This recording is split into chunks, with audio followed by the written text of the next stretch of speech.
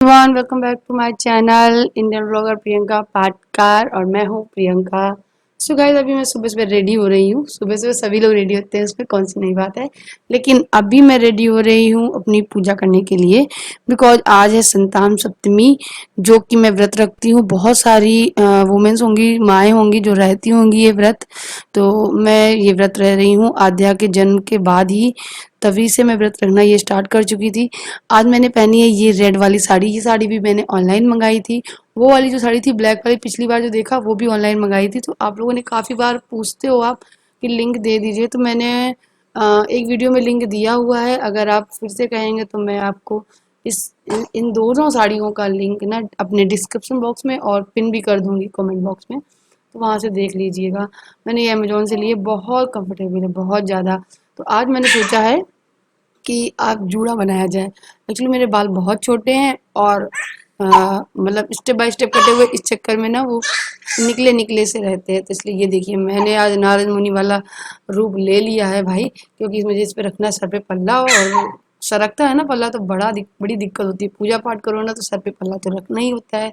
ससुराल में होती हूँ तो परमानेंट रखना होता है। तो ये देखिए, मैंने कैसे करके बना भी लिया। अभी जो जो दक्ष की आवाज़ आ रही होगी, बिकॉज मैं दक्ष को लिए हूँ, तब मैं वही वॉइस ओवर कर रही हूँ। तो आज मैं एकदम सिंपल सा मेकअप बोलो या फिर अपना स्किन पे केयर जो डेली यूज करते हैं वैसे ही मैं आप केयर करने वाली हूँ। तो यहाँ पे मैं रूप मंत्रा का ये फेस सीरम है जो कि मैं इस्तेमाल करने वाली हूँ। आप लोगों ने मेरी वीडियो में बहुत बार देखा होगा रूप मंत्रा की फेशियल किट, फेशियल स्प्रे, और ये है फेशियल फेस सीरम। क्योंकि ये जो रूप मंत्रा के जो भी प्रोडक्ट है वो सारे हर्बल हैं और नुकसान नहीं देंगे। सबसे अच्छी बात, इसमें vitamin A, vitamin C, vitamin E है, और मलबेरी एक्सट्रैक्ट है, एनस्टीज बटर है, एनसिया बटर है, सॉरी गलत बोल गई हूँ तो। और ये 30 ml की बोतल है। सो गाइस, ये बहुत ही अच्छा लगा मुझे। और इसमें काफ़ी सारी चीज़ें, इंग्रेडिएंट मिले हुए हैं। आप जब भी इसे बाई करना चाहेंगे तो इसका लिंक नीचे डिस्क्रिप्शन बॉक्स में मैंने दे दिया है। अब वहाँ से जाके आप बाई कर सकते हैं, और या फिर आप लोकल शॉप से भी ले सकते हैं, आपकी मर्जी। और ये है फेस सीरम जो कि मुझे काफ़ी अच्छा लगा है, और इसका प्राइस आप देख सकते हैं 998 है। सो थोड़ा सा कॉस्टली तो ज़रूर है, लेकिन ये है बहुत अच्छा। आप इसको अकेले लगा लेंगे, उसके बाद कुछ भी नहीं लगाएंगे, सिर्फ फाउंडेशन, फेस पाउडर या कोई भी कॉम्पैक्ट पाउडर कुछ भी लगा लेंगे तो आपका मेकअप है ना अच्छा टिका रहेगा। और इसको लगाने के बाद स्किन ग्लो करती है। तो ये मुझे काफ़ी अच्छा लगा है, और एक बार आप लोग भी ट्राई करना, मेरे लिंक के थ्रू जाकर क्लिक करना। आप देख सकते हैं वहाँ पर इसकी सारी चीज़ें मिल जाएंगी, डिटेल इसकी मेंशन है। और मुझे वैसे भी रूप मंत्रा के प्रोडक्ट काफ़ी पसंद आए हैं। मेरे कहने पे एक बार मेरे दिए हुए लिंक पे क्लिक ज़रूर करिएगा। और ये देखिए, वाइट बिल्कुल होता है एकदम, खड़िया नहीं होती, खड़िया मतलब चौक, बच्चों वालों खड़िया ही बोलते थे, बिल्कुल वैसे ही है। और बस इसको थोड़ा सा लगाना है अपने फेस पे, और जैसे ही आप फेस पे लगाएंगे लाइक क्रीम जैसा लगेगा, क्रीमी सा। और बस अपने फेस पे एब्जॉर्ब कर लेना है, मतलब मिक्स कर लेना है। देन ये इसमें इस टाइप की बोतल निकली हुई है, और ये है इसका बॉक्स। तो होप आप लोग एक बार मेरे लिंक पे जाके क्लिक ज़रूर करेंगे। तो चलिए, अब मैं इसको अपने फेस पे अप्लाई कर लेती हूँ। ये हमारे फेस को मॉइस्चराइज करता है एंड ग्लोइंग बनाता है। हमारे फेस पे जो भी रिंगल्स वगैरह हो जाते हैं उनको भी ठीक करता है। मेकअप से पहले आप इसे लगाएंगे तो आपका मेकअप थोड़ा ज़्यादा देर तक चलेगा, पैची सा एकदम से नहीं लगेगा। अगर आप इसके ऊपर कोई भी फाउंडेशन या कोई भी मेकअप करेंगे तो यहाँ पे मैंने इसको अच्छे से अप्लाई कर लिया है। अब अपना मैं लैक्मे का फेस पाउडर है, थोड़ा सा वो लगा लूँगी। और यहाँ पे आपको मेरा चेहरा थोड़ा सा डल लग रहा होगा बिकॉज अंधेरा है इसलिए। और नॉर्मली काजल, लिपस्टिक ये सब लगा के मैं तैयार हो जाती हूँ।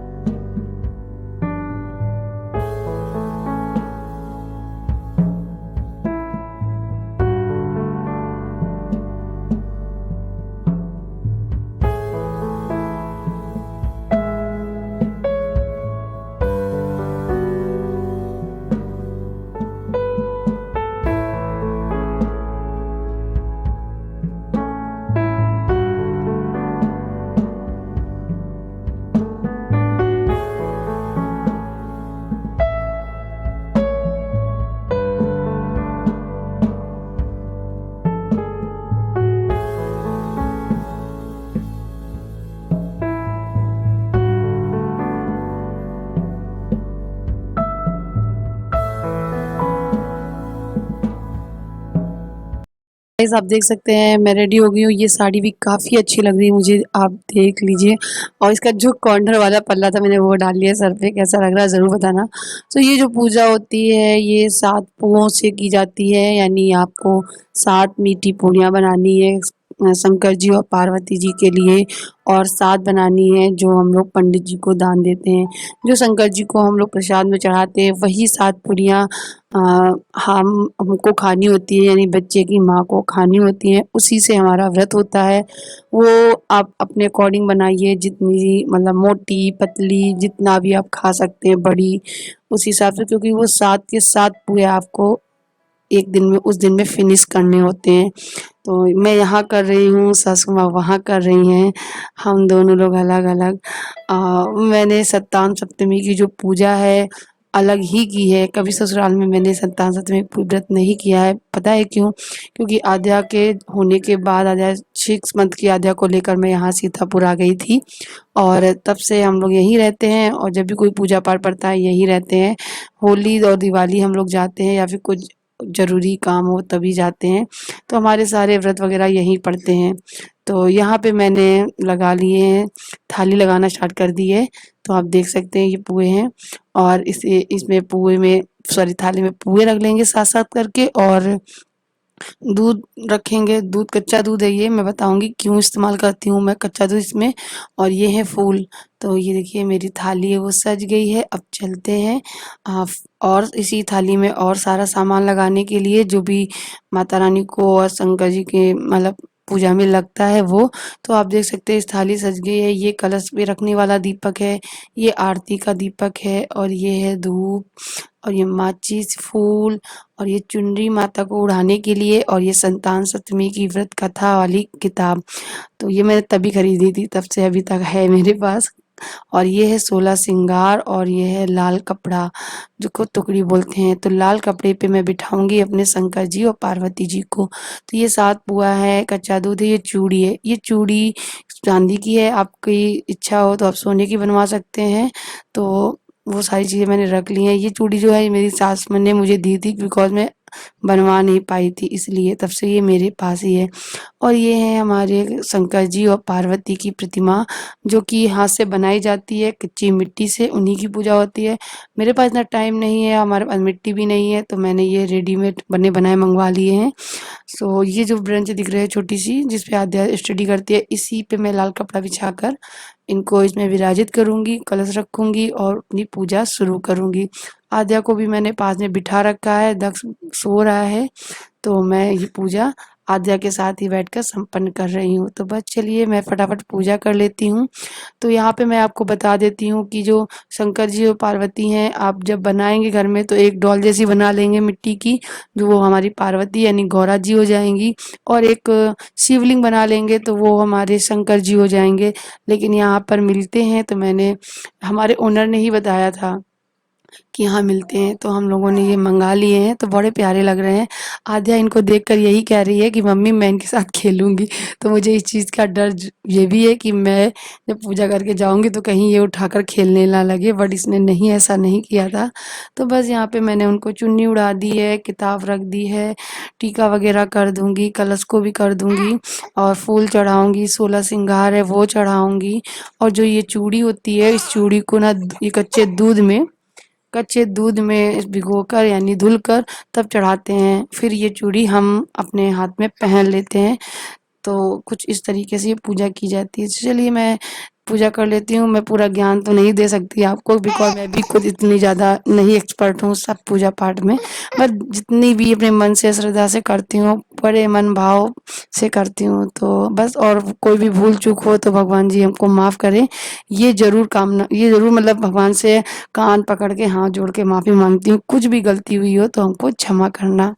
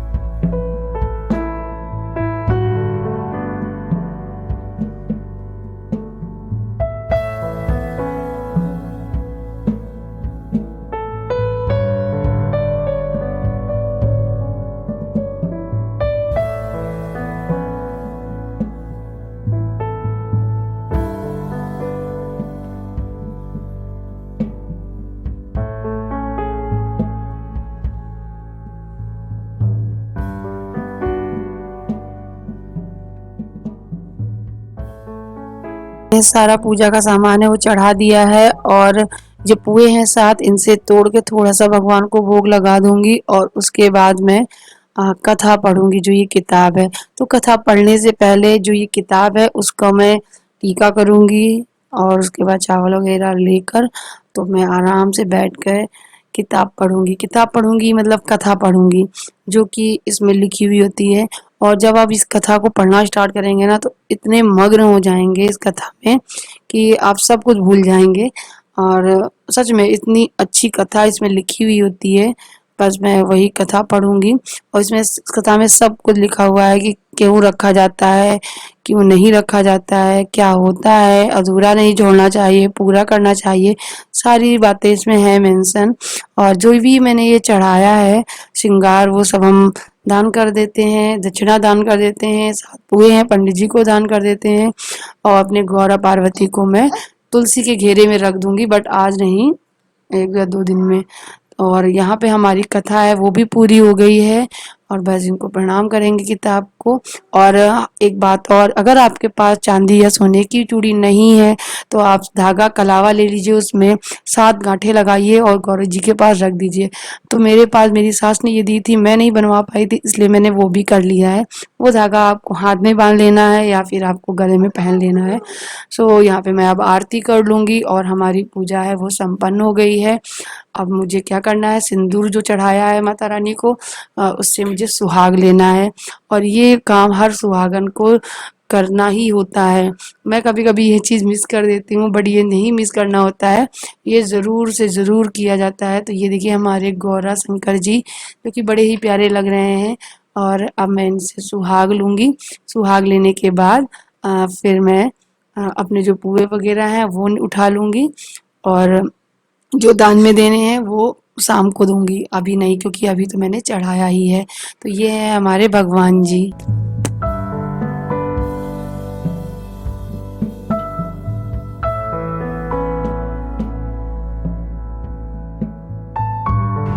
हाय फ्रेंड्स, तो मेरी पूजा हो गई है और अच्छे से हो गई है।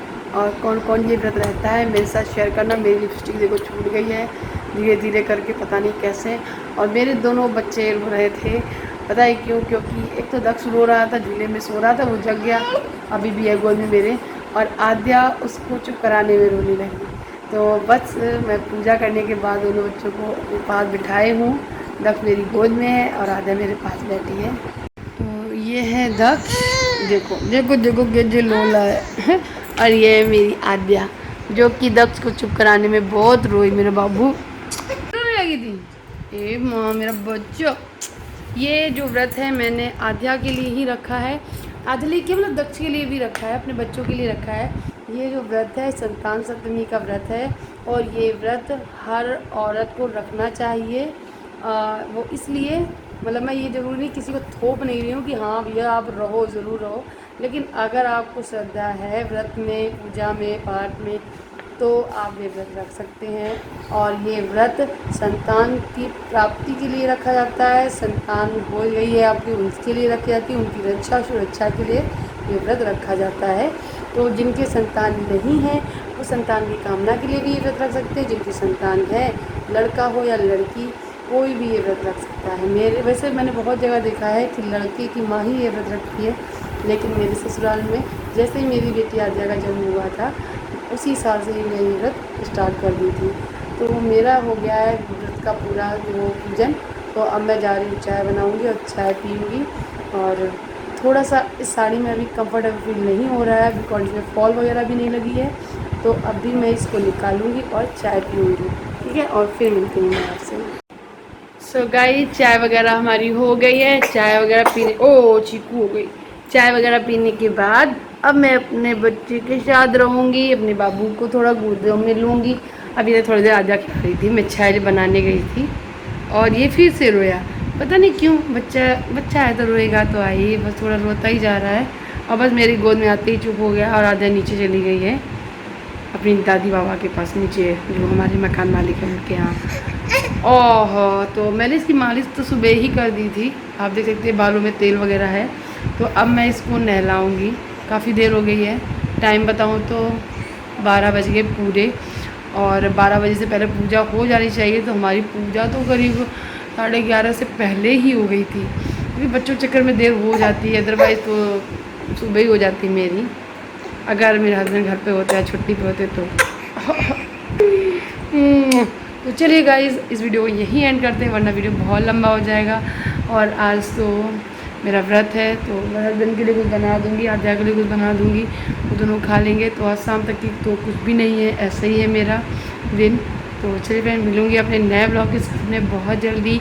अगर आपको मेरा ये ब्लॉग अच्छा लगा हो तो एक लाइक ज़रूर करना। And thank you so much, इतना सारा प्यार आप देते हैं मुझे। मैं मिलूँगी कल के ब्लॉग में, बाय।